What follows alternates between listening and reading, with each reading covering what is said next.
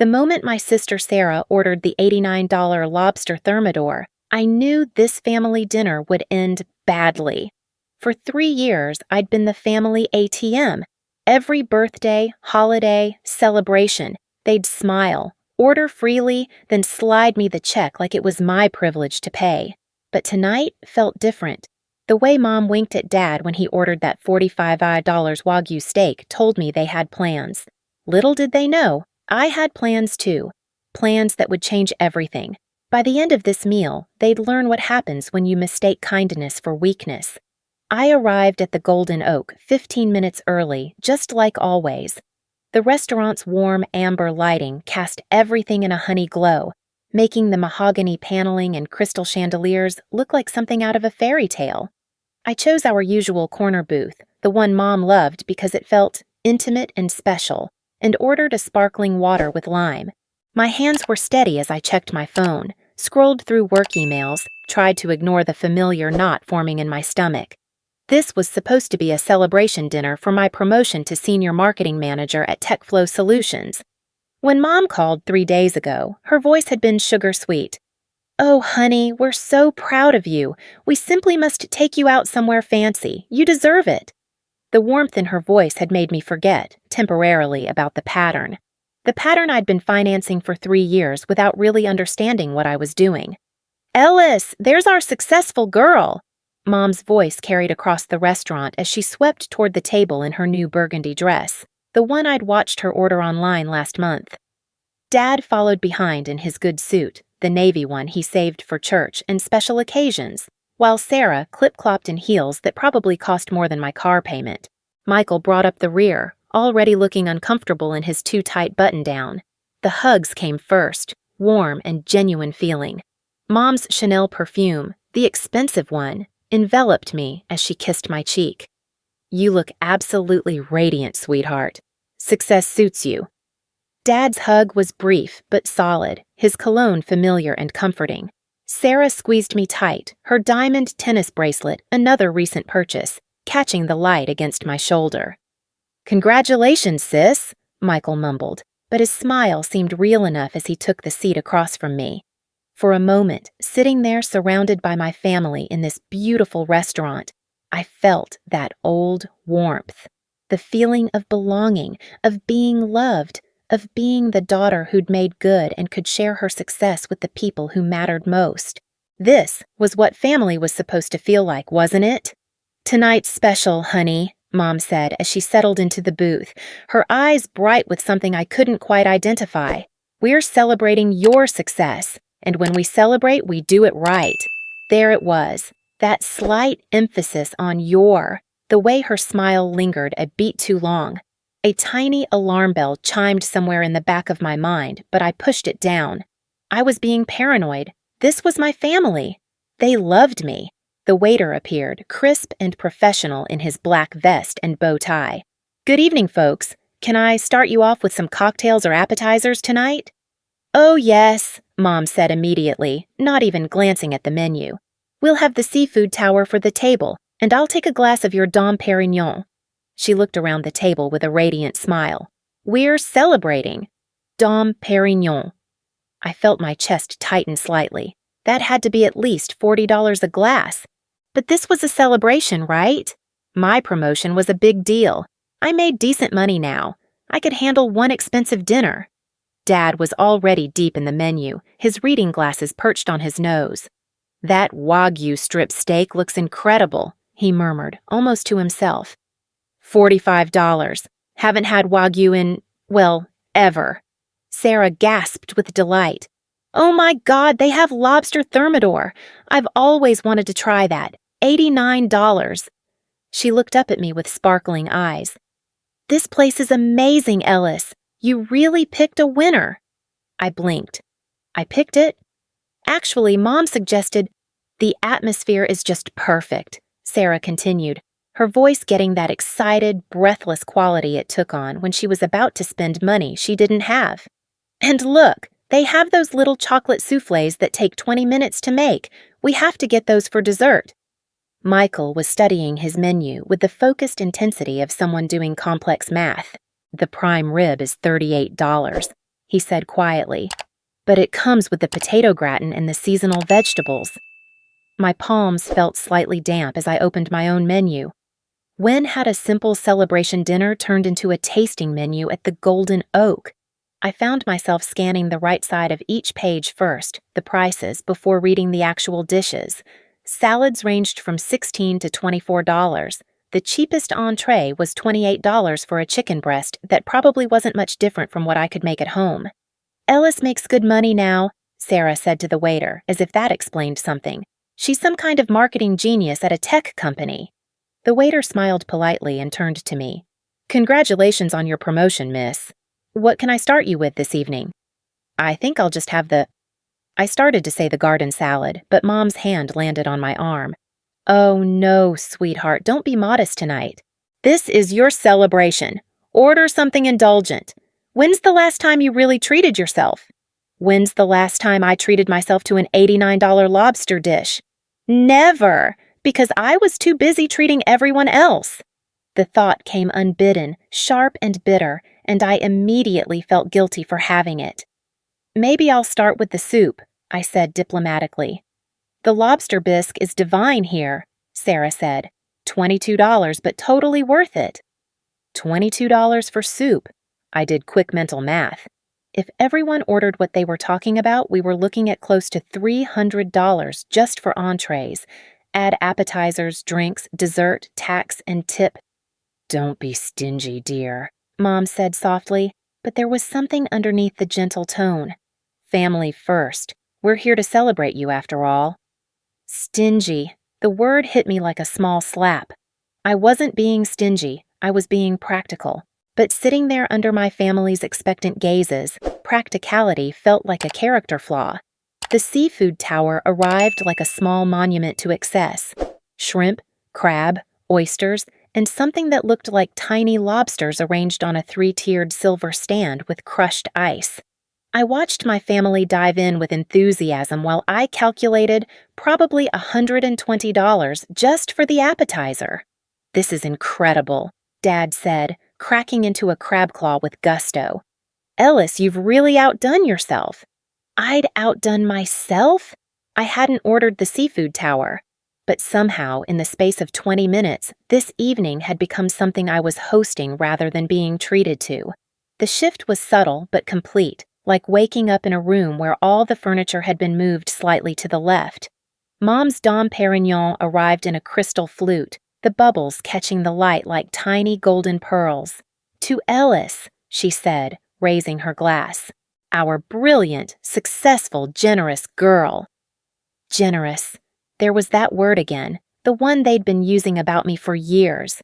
I'd always thought it was a compliment. Tonight, for the first time, it sounded different. It sounded like a job description. Dad ordered his Wagyu steak, medium rare, with enthusiasm that reminded me of how he used to talk about Christmas morning when Michael and I were kids. Mom chose the Chilean sea base with truffle oil, $57.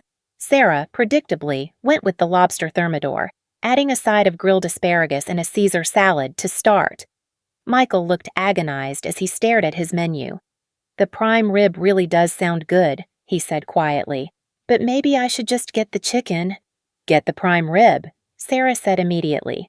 "Ellis won't mind. She's basically our wallet tonight." She laughed as if she'd made a hilarious joke, but I noticed she didn't look directly at me when she said it. Our wallet. Not treating us or celebrating with us. Our wallet. The phrase lodged itself somewhere between my ribs and started to throb. "I'll have the garden salad," I told the waiter when he turned to me, "with the vinaigrette on the side." The silence that followed lasted exactly 3 beats too long. "A salad?" Mom's voice carried just enough disappointment to make me feel like I'd somehow failed. "Honey, this is your celebration dinner. You can't just have a salad." "Come on, live a little," Sarah chimed in, that bright, forced cheer creeping into her voice. "Order the lobster too. We can be lobster twins." But I'd already done the math in my head, and my garden salad was the only thing standing between this meal and financial disaster. If I ordered anything more expensive, we'd be looking at over $400. If everyone ordered dessert and another round of drinks, I felt mildly nauseous. "The salad's perfect," I said firmly. "I had a big lunch." Another beat of silence. Then Mom smiled her brightest smile, the one she used when she was pretending everything was fine. "Of course, dear, you know your appetite best." But I caught the look that passed between her and Dad. Quick, wordless, loaded with meaning I didn't want to interpret. The conversation flowed around me as we waited for our food. Sarah talked about her latest yoga instructor certification program, the expensive one that required a weekend retreat in Sedona. Michael mentioned needing new tires for his car, but not having the money until next month. Dad brought up the cruise he and Mom had been dreaming about for their anniversary. All of it felt normal on the surface. Just family catching up, sharing their lives, talking about their hopes and struggles. But underneath, I was beginning to sense something else. A current of expectation, of assumption. Like they were all reading from a script I'd never seen. Our entrees arrived on pristine white plates, each dish artfully arranged and probably photographed for the restaurant's Instagram account. Dad's Wagyu steak glistened under the ambient lighting, the meat so tender it practically fell apart under his fork. Mom's sea base was crowned with what had to be $50 worth of truffle shavings. Sarah's lobster thermidor came in its own shell, bubbling and golden and absolutely enormous. My garden salad looked like something from a different restaurant. Mixed greens, cherry tomatoes, a few cucumber slices, and some candied walnuts that were probably the most expensive component. $16 for what I could have made at home for $3. "This is incredible," Dad said around a bite of Wagyu. "Ellis, I can't thank you enough for tonight." "The lobster is literally life-changing," Sarah added, her eyes closed in apparent bliss. "I mean, I could die happy right now." Everyone was thanking me. For what? I'd suggested we celebrate my promotion, but Mom had chosen the restaurant. They'd ordered their own meals. I'd tried to keep costs reasonable with my salad, so why did I suddenly feel like the host of this very expensive party? Michael caught my eye across the table. "You okay?" he asked quietly. "You seem a little, I don't know, distant." Before I could answer, Sarah jumped in. "She's probably just overwhelmed by all her success. Making the big bucks now, aren't you, Ellis?" Making the big bucks, as if my salary was somehow community property, available for group consumption. I forced a smile and took another bite of my $16 salad. The waiter appeared beside our table with that perfect service timing. "How is everything tasting tonight?" "Absolutely wonderful," Mom said warmly. "Could we see the dessert menu? I have my heart set on those chocolate soufflés." Dessert. Of course there would be dessert. I watched as my family perused the options with the enthusiasm of people who weren't wondering how they'd pay their credit card bills next month. The soufflés were $18 each and took 20 minutes to prepare. There were also $15 creme brulee, $12 tiramisu, and something called a golden truffle tart for $25. "We should definitely get a few different things and share," Sarah said. "That's the best way to try everything." Share.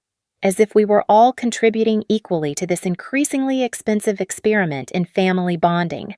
I excused myself to use the restroom, needing a moment to breathe and think. The Golden Oaks bathroom was as elegant as the rest of the restaurant, with marble countertops and actual cloth hand towels. I stared at myself in the gilt-framed mirror and tried to figure out when I'd become the family's personal bank account. 3 years. That's when it started, right after I got my first real marketing job with a decent salary. Suddenly, family dinners moved from Olive Garden to places like this. Birthday celebrations required expensive gifts. Christmas became an arms race of generosity, with everyone assuming I'd pick up the slack. I'd never minded helping out family. When Michael needed money for his car registration, I'd covered it gladly. When Mom wanted to take Dad somewhere nice for their anniversary, but money was tight, I'd offered to contribute. When Sarah lost her job and needed help with rent, I'd written the check without hesitation. But somewhere along the way, helping out had become paying for everything, and I'd been so grateful to be included, so happy to be the successful one who could provide, that I'd never noticed when my generosity stopped being appreciated and started being expected. I pulled out my phone and opened my banking app. 3 years of family dinners, celebrations, emergencies, and small favors added up to more than I wanted to calculate. But the number that really caught my attention was my current checking account balance. After rent, car payment, student loans, and basic living expenses, I had enough to cover tonight's dinner. Barely. When had my financial life become so precarious?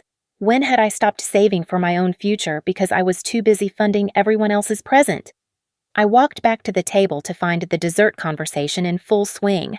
They'd decided on 3 soufflés and 2 crème brûlées, plus coffee all around. Another $120 minimum. "Perfect timing," Mom said as I slid back into the booth. "We were just telling the waiter about your promotion. He's so impressed." The waiter, a professional in his 40s who'd probably seen every family dynamic imaginable, gave me a polite smile. "Congratulations again. Your family is clearly very proud of you." Proud of me or proud of my paycheck? The distinction felt important suddenly. As we waited for dessert, I found myself really listening to the conversation for the first time all evening. Sarah was talking about a spa weekend she wanted to book. "It's only $600, she said, as if that was a reasonable impulse purchase. "I really need some self-care after everything I've been through lately." Everything she'd been through lately. Sarah had quit her job 3 months ago to find herself, and had been living off unemployment and family contributions ever since. The spa weekend would cost more than she'd contributed to household expenses in the past quarter. "You should definitely do it," Mom said supportively. "Life's too short not to treat yourself." Dad nodded in agreement. "Your sister works hard," he said to me as if I'd argued otherwise. "She deserves some relaxation." But I worked hard too. I worked 50-hour weeks, managed difficult clients, and navigated office politics just like everyone else. When was the last time someone had suggested I deserved a $600 spa weekend? When was the last time I'd even taken a real vacation that wasn't visiting family or attending someone else's wedding? The desserts arrived like small works of art, each soufflé perfect and golden, the crème brûlées caramelized to perfection. My family dove in with enthusiasm, sharing bites and making appreciative sounds. I took a small spoonful of Sarah's soufflé and had to admit it was delicious. $18 delicious. "Ellis, you have to try this crème brûlée," Michael said, pushing the ramekin toward me. "It's like, I don't even have words." $12 words, apparently. But I took a taste anyway, because this was my family and I loved them, even if I was starting to understand that love meant something different to each of us. The conversation had moved on to holiday plans. Thanksgiving was 6 weeks away, and Mom was already planning the menu.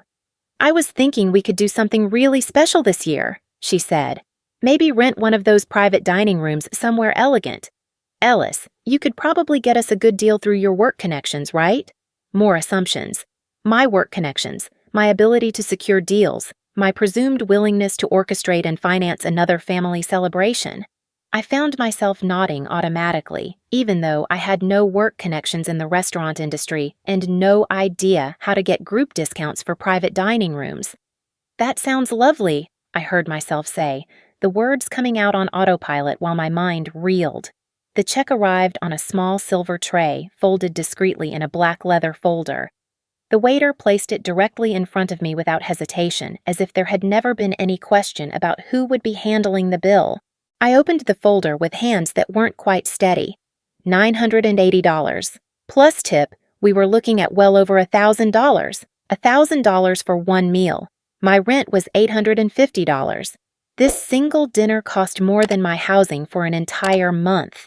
The conversation continued around me as if nothing had happened, as if a $1,000 check was perfectly normal, perfectly reasonable, perfectly expected. My family leaned back in the booth, satisfied and comfortable, already talking about which leftovers they'd take home and when we should do this again.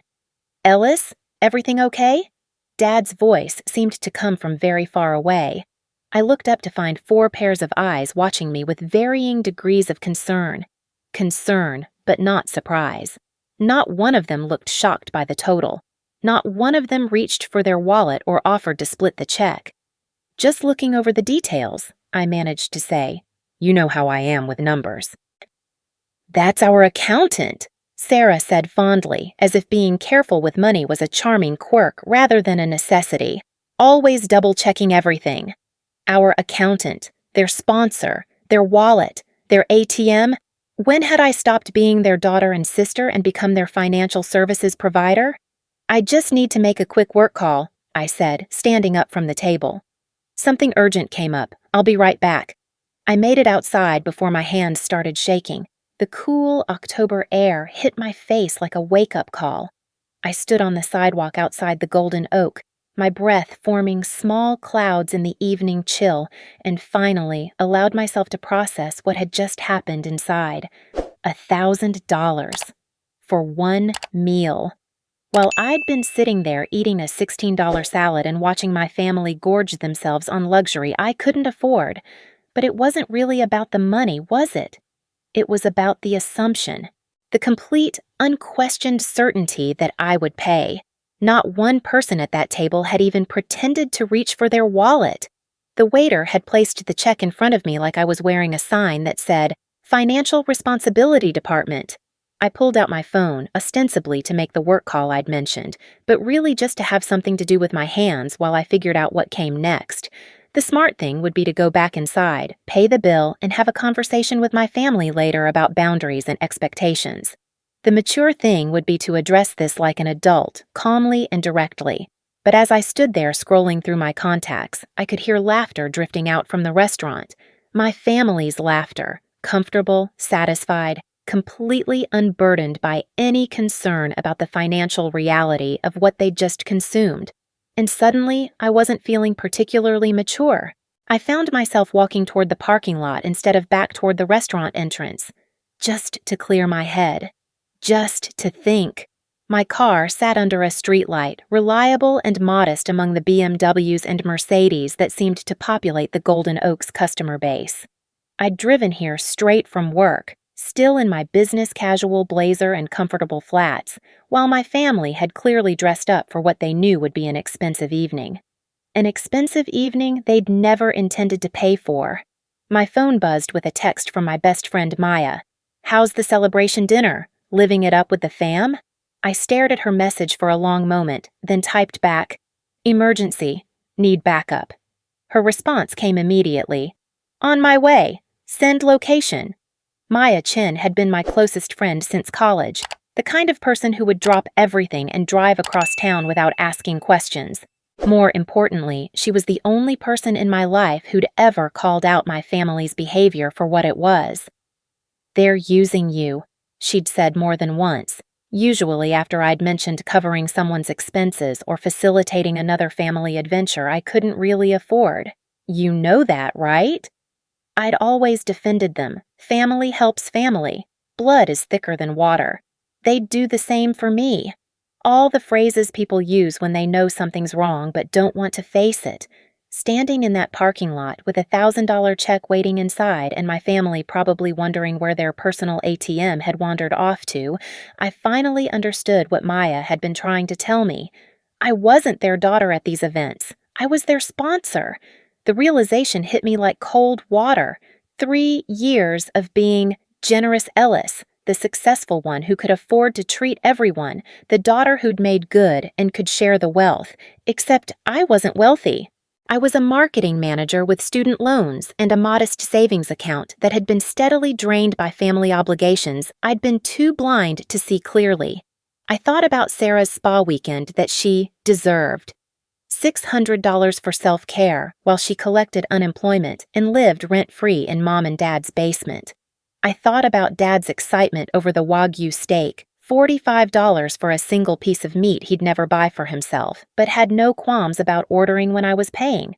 I thought about Mom's Dom Perignon and her casual dismissal when I'd tried to order something reasonable.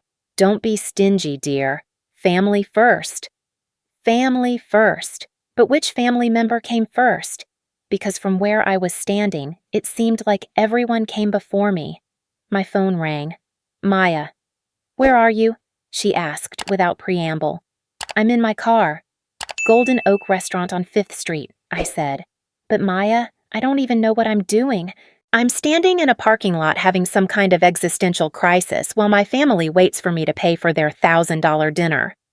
Their $1,000 dinner that you're supposed to pay for, she said, and it wasn't a question. Ellis, please tell me you're finally seeing what's been happening. I think I'm starting to, I admitted. But I don't know what to do about it. I can't just abandon them in there. Why not? The question was so simple, so direct, that it took my breath away. Why couldn't I just abandon them? What exactly did I owe people who had turned me into their personal financing system? Because they're my family, I said automatically. Are they acting like family? Maya's voice was gentle but firm. Family members contribute. Family members consider each other's financial situations. Family members don't automatically assume one person will cover a $1,000 bill without discussion. She was right. I knew she was right. But knowing and acting are different things, and the weight of 3 years of conditioning pressed down on me like a physical force. I was the generous one, the successful one, the one who could handle it. Except I couldn't handle it anymore. My checking account couldn't handle it. My credit cards couldn't handle it. My mental health couldn't handle it. Maya, I said quietly, I think I need to do something that's going to change everything. Good, she said immediately. It's about time. Through the restaurant's windows, I could see my family still sitting in the booth, probably wondering what work emergency could possibly take this long to resolve. Sarah was gesturing animatedly, probably telling some story about her yoga instructor training or her latest dating adventure. Mom and Dad were leaning in, engaged and smiling. Michael was checking his phone. They looked happy, comfortable, like people who had just enjoyed an excellent meal and were now relaxing in the warm afterglow, secure in the knowledge that someone else would handle the practical details. For 3 years, I'd made their comfort possible. I'd been the invisible foundation that allowed them to order freely, spend carelessly, and never worry about the consequences. I'd enabled this dynamic by being too afraid to set boundaries, too grateful for their approval to recognize when appreciation had morphed into entitlement. But watching them through that window, I felt something shift inside me. The guilt that had always accompanied any thoughts of saying no began to transform into something else, something that felt like anger but cleaner, more purposeful. They had turned me into their meal ticket, and worse, they'd made me complicit in my own exploitation by framing it as love. I walked back toward the restaurant, but instead of going inside, I ducked around the corner where I could still see their table but couldn't be seen. I needed to observe them without their awareness, to see how they acted when they thought I wasn't watching. What I saw made everything crystal clear. Sarah had pulled out her phone and was showing the screen to Mom and Dad. Look at this purse, she said, her voice carrying in the quiet restaurant. It's on sale for only $300. I'm thinking Ellis could get it for me for Christmas. She loves giving thoughtful gifts. That's beautiful, Mom said approvingly. Ellis has such good taste, and she can afford nice things now. She'll pay for dinner tonight, right?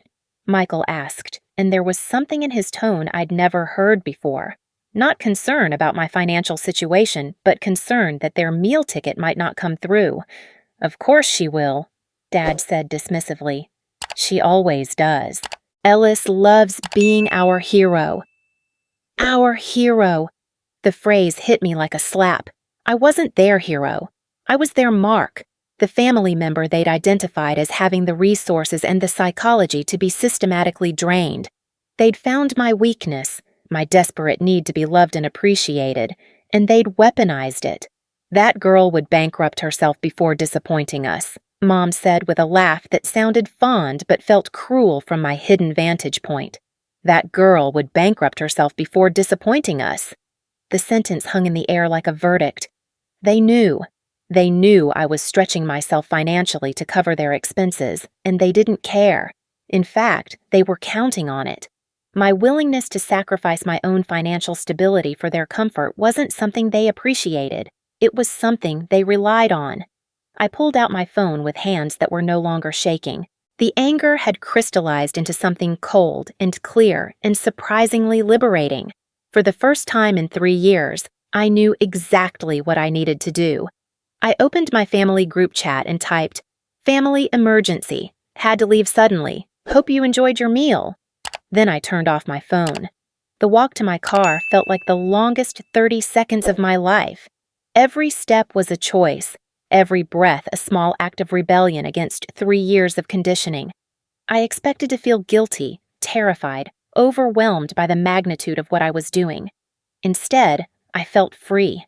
I drove to Maya's apartment without looking back at the restaurant, though I could imagine the scene inside. The confusion when they realized I was actually gone. The growing panic as the reality of the check set in. The frantic phone calls that would go straight to voicemail. The desperate texts that would go unread. For the first time in years, their financial crisis was not my emergency. Maya was waiting for me with a bottle of wine and a fierce expression of solidarity. "How do you feel?" she asked as I collapsed onto her couch. "Terrified," I admitted. "And also, kind of amazing?" "Good. You should feel amazing. Do you know what you just did?" "Abandoned my family at an expensive restaurant?" "You set a boundary," Maya said firmly. "You said enough. You chose yourself for once instead of enabling people who've been taking advantage of your kindness."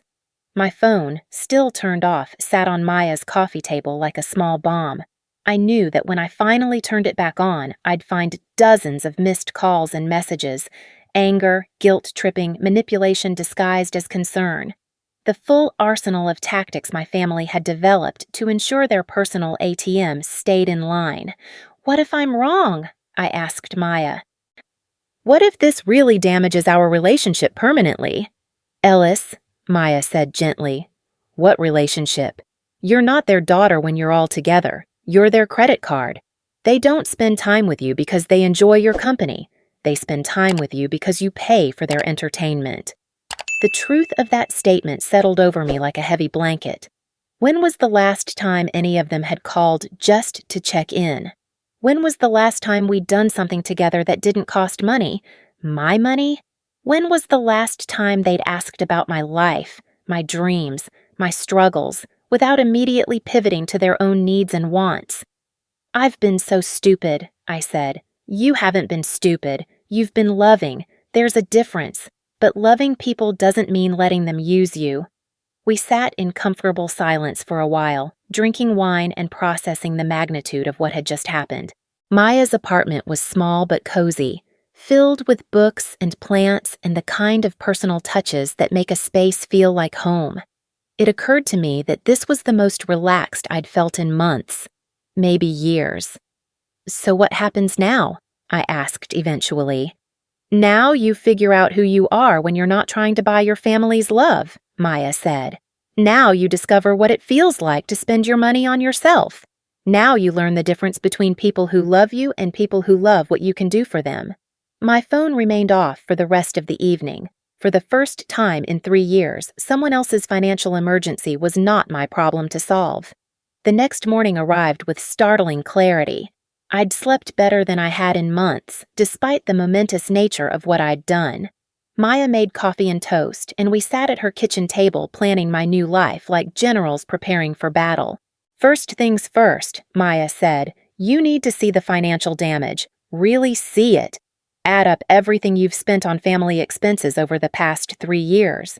The number, when I finally calculated it, was staggering. Dinners, gifts, emergencies, contributions, loans that were never repaid. It all added up to more than $28,000. Almost $30,000 I'd spent on other people while my own savings account dwindled and my retirement contributions stayed minimal. $30,000 that could have paid off my student loans, or funded a down payment on a house, or given me the security to take risks in my career, to travel, to invest in my own dreams instead of financing everyone else's whims. "Jesus," Maya breathed when she saw the total. "Ellis, you could have bought a car with that money. A nice car." "I did buy cars," I said bitterly. "I bought Sarah's car repairs, Michael's registration fees, Dad's tire replacement." The anger was back, clean and bright and energizing, not the messy, guilty anger of family dysfunction, but the righteous anger of someone who had finally seen the scope of their exploitation. My phone had been charging on Maya's counter, still turned off. Now I stared at it like it might explode. "Ready?" Maya asked. I nodded and powered it on. 47 missed calls, 63 text messages, 12 voicemails. The messages ranged from confused, "Where did you go? Call us," to angry, "How could you just abandon us like that?" to manipulative, "We're so worried about you, please call so we know you're safe." But it was the last message, sent at 11:47 p.m., that really got my attention. "Ellis, this is completely unacceptable behavior. We had to call Uncle Jim to come pay the check. You've embarrassed the entire family and damaged our reputation at that restaurant. We need to talk immediately about how you're going to make this right." Make this right? As if I were the one who had done something wrong. As if ordering $1,000 worth of food without consulting the person expected to pay for it was perfectly reasonable behavior. I showed the message to Maya, who read it with increasing disbelief. "They actually think you're the problem here," she said. "They actually believe you owe them an apology." "Maybe I do," I said weakly, the conditioning of 3 years reasserting itself. "Maybe I should have handled this differently?" "Ellis." Maya's voice was sharp enough to cut through my wavering resolve. "They called your uncle to pay a bill they created without your consent.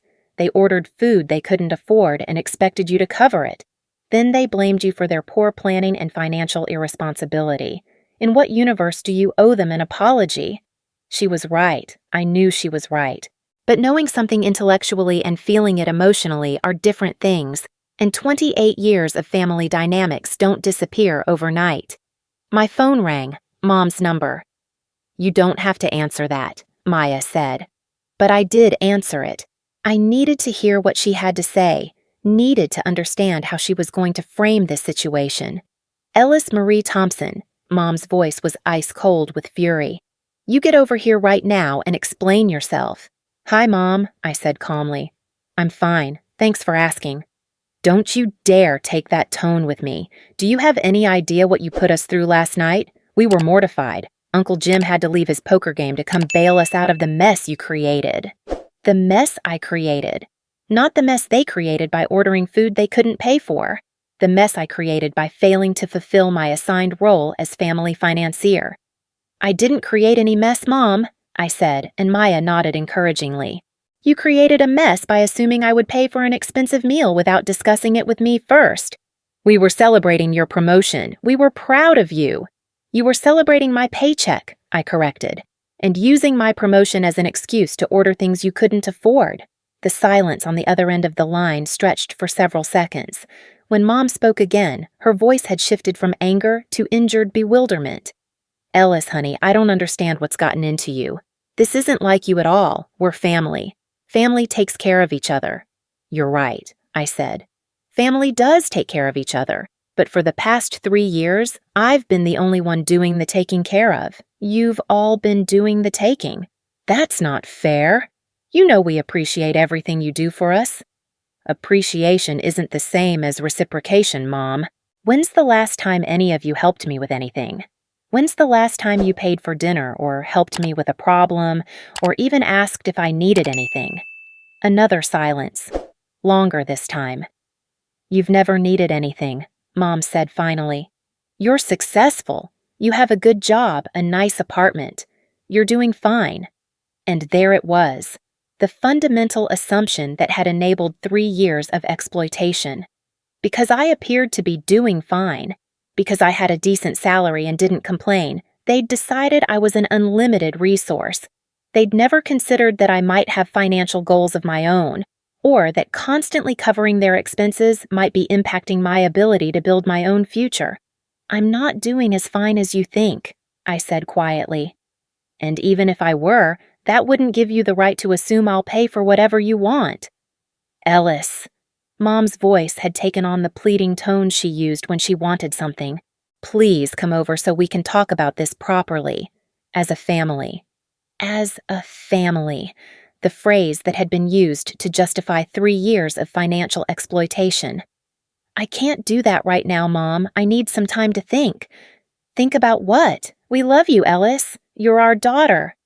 "I know you love me," I said, and was surprised to realize I meant it. "But love isn't supposed to be expensive." I hung up before she could respond. Maya was staring at me with something like pride. "How do you feel?" "Like I just jumped off a cliff," I said, "but also like I might finally learn how to fly." The rest of the day passed in a blur of practical decisions. I changed my banking passwords and set up account alerts for any unusual activity. I called my credit card companies and adjusted my spending limits. I created a new budget that prioritized my own financial goals for the first time in years. Most importantly, I started a new savings account, the Ellis Fund, Maya called it. Money that was specifically designated for my dreams, my emergencies, my future. Money that would never again be automatically available to solve other people's problems. By evening, the missed calls and messages had slowed to a trickle. Uncle Jim had apparently paid their bill and driven them home, probably after a lecture about financial responsibility that they'd deflect onto me. Sarah had sent a passive-aggressive text about how disappointed she was in my selfishness. Michael had called once but didn't leave a message. Dad hadn't contacted me at all. That evening, as I sat in my own apartment for the first time in months without immediately calculating how much money I had available for family emergencies, I felt something I hadn't experienced in years: financial peace. My rent was paid, my bills were current, my credit cards had manageable balances, and for the first time in 3 years, I had enough money in my checking account to cover a real emergency, my own emergency. I opened my laptop and started researching vacation destinations. Not family trips or wedding destinations or places I might visit relatives. Real vacations, places I wanted to see, experiences I wanted to have, adventures I'd been postponing while I funded everyone else's lives. Thailand looked beautiful. So did Ireland.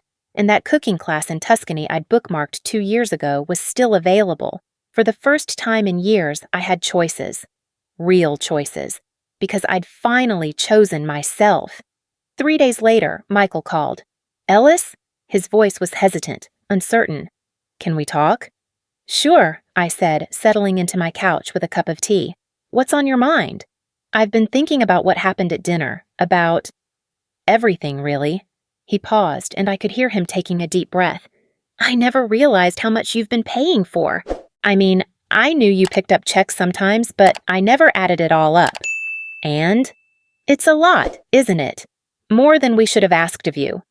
It was the first acknowledgement I'd received from any family member that perhaps their expectations had been unreasonable. The first hint that maybe, possibly, someone understood why I'd walked away from that restaurant. "It is a lot," I agreed carefully. "Mom and Dad are really upset. And Sarah's angry. But I keep thinking about how you looked that night. Before you left. You looked—" He struggled for the word. "Trapped. Like you were drowning." "I was drowning," I said quietly. "Financially and emotionally." "I'm sorry," Michael said, and his voice was thick with genuine remorse. "I'm sorry we put you in that position. I'm sorry I never spoke up or offered to help with bills or anything, really.